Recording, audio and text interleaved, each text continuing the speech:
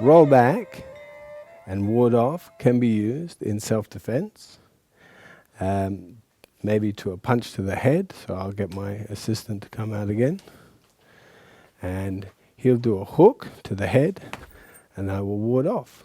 You can use the backhand as a punch. So again, as he comes through, sink and expand, yeah, into the punch.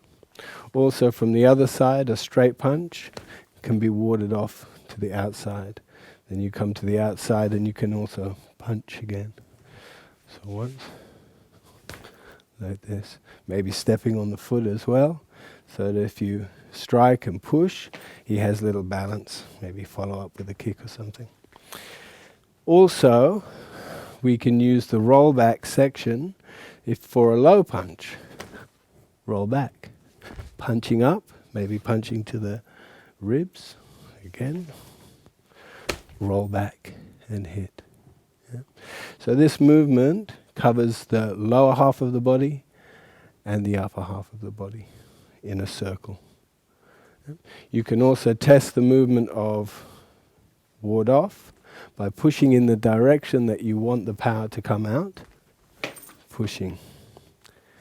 Again. That's it. Just adhering to sinking, keeping the weight centered in the feet, not on the heels. Yeah. Not too much on the toes, because if I do that and you let go, I will fall forward. So I need to be centered. All of which you can practice in your solo form.